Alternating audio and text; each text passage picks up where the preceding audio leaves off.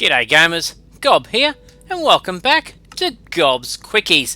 Now, today I want to take you into the world of piglin trading, bartering, whatever you want to call it. You know, where you chuck the piggy a bit of gold and they give you some goodies back, because it is quite a lucrative way of getting stuff in the nether. Now, what you don't want to do is just run around aimlessly finding piglins and then giving them bits of gold and waiting for them to do their stuff. You're a busy player, so you want to be able to automate the process so the piggy will just pump out stuff for you and you can go about your Minecraft business. And what I'm going to show you today is how to build an automatic piglin bartering farm. And what we've got behind me is a Gobspitt automatic piglin trading, bartering, prison farmy thingy. Where our piggy will just keep getting given bits of gold and he will keep pumping out stuff for you. And this guy's been pumping away water bottles. Seriously, where do you get water in the nether, mate? Come on, seriously, tell me that. Okay, so he's been pumping out things for us, and look, Soul Speed 3 boots, that's quite nice. We've got a book, Soul Speed 2, and we've got lots of crying obsidian, things like that. That's not too shabby. Quite like that.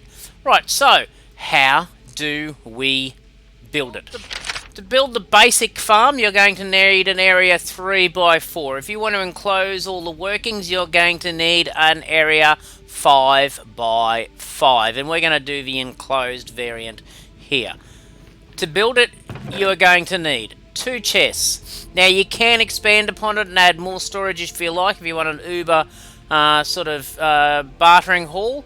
And you want to have lots and lots of goodies. But you know what? I think 2 chests is going to be enough for today. You're going to need a hopper, a dropper, a redstone torch, a piece of redstone dust, a comparator, 6 pieces of your preference of glass, about a half a stack of polished blackstone brick, stairs. Now you can use whatever stairs you like. It doesn't even have to be stairs, it can just be blocks, but you know, if you want it to look a little bit pretty, then use stairs. Now, you know, Gob's all about function, not necessarily design, so I'm quite okay with you using just plain blocks. You need a lever, you need about a half a stack of your building blocks, or a whole stack if you're not going to use stairs. You need 4 ladders. You need a name tag to name your piggy, because if you don't name your piggy, then they won't be there when you come back next time. You'll need an anvil to do that name tag, but we've already done it. And you'll need a piglin. And, silly Gob, what I forgot to get is you're going to need gold. Lots and lots of gold, so that your system will work. And we'll just chuck that in there. Right, so let's get to it. So I'll just grab all these building materials. And the first things first is you need to find yourself a spot. Now, piglins will spawn in a lot of areas. They'll spawn in crimson forests. Occasionally you'll get them wandering around the nether wastes and things like that. You won't find them necessarily easily in basalt deltas, etc. So, you might need to find a piggy and get it to where you want to do your build if your main portal area and your trading hall is going to be in a different biome, but that's entirely up to you. So let's just get rid of all this wool so that we've got an area to work with. And this will be the basis for our piggy bartering hall, prison, whatever you want to call it. There we go. Okay, so first things first, we need to find where we want to put our chests. So come to the front of your build and place down your 2 chests. At the back of your chest, in the central one, place a hopper going into the chest. Now make sure when you do it, you crouch, so shift, look into the back of the chest and place the hopper, and you'll know it's facing the right way when you can see the nozzle facing into your chest. Okay, so that's where your piggy's going to be standing. Now what we want to do is we want to know when our piggy throws something out when he does his trade. Okay, so he chucks out his piece of crying obsidian, his quartz, whatever it is, and that will fall into the hopper and then flow into our chest. But we want to be able to control when the gold is pumped out to our piggy. And to do that, we're going to use a little bit of redstone circuitry. Okay, so when something goes into this hopper, so our piggies chuck something out, we're going to get a redstone signal. Okay, so stand on top of your hopper and place down a comparator so that it's facing away from the hopper. So it will be reading the signal from the hopper. And when something goes into that hopper, and I'll just show you here. Oh, hang on, can we see it? Can we see it? Oh, okay. So there we go. We can see the doodads of the hopper. So when something goes into the hopper, you'll get a signal. Did we see that? Let's see if we can do it this way. Ah! There we go. Ever so shortly, a signal pumped out of that when something went through the hopper. So we'll just take that out because we don't want that there anymore. Okay, so we've now got a signal. Now that signal will pump out the back end of that block. Now don't be fooled, this comparator actually isn't on this level. It's actually the same level as the hopper.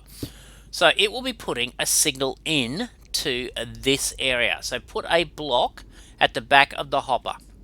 Oh, correction, at the back of the comparator. So when that goes through, you'll get a signal through the comparator into that block, and it will softly power that block. So we'll put a redstone torch there. So let's watch the magic again. We'll just chuck that in there. So what we're watching for, we get a redstone signal. That will power that block, and when that block's powered, it'll turn that redstone torch off. Let's try that. See that?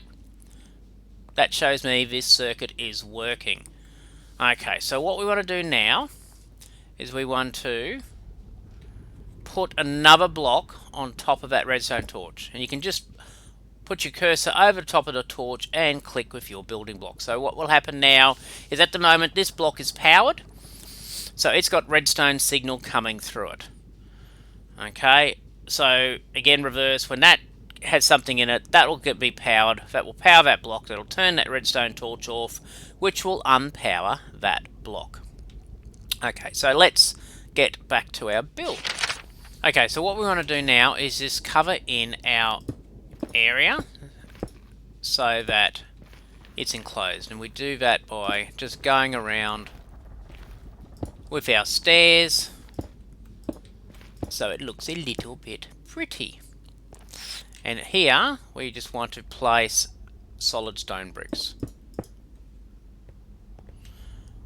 and we can fill this area in. Okay, so we've done the ground layer. What we want to do now is just go around the next layer up. Now I find putting down stairs easier when I put a block against it, especially when they're upside down. So we want to go around the ring of this area with our stone stairs upside down, just so it caps off nicely with the ones that are under them,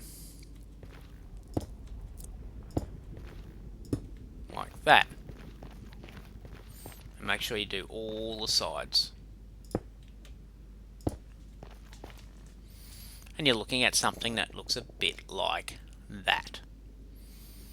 We'll just fill this area in here so our piggy doesn't get away. Okay, so we get our glass, and our piggy's going to stand there. So we want glass in the corners where he's going to be. Okay, so he's got a fully enclosed little prison to be in. And just build up on either side. And we want blocks behind him. Okay, at this level, we want to place a dropper. So it's facing in... Oh, wrong way. I might have to get down here. So it's facing into where the piggy's going to be standing. And put our glass back. Okay, and to power that dropper, we're going to place a redstone piece of dust on that block. Now, remember, that's our block that has the redstone torch.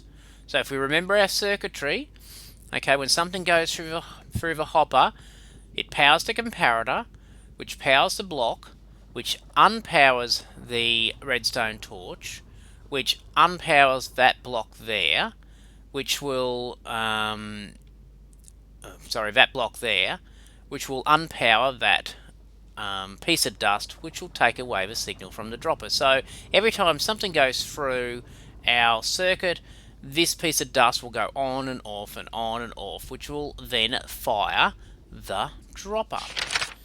What we want to do is we want to place our lever on the block where that redstone torch is. So sorry, take away this one, place your lever there, and that will actually do the circuit as well. It's like a manual override switch.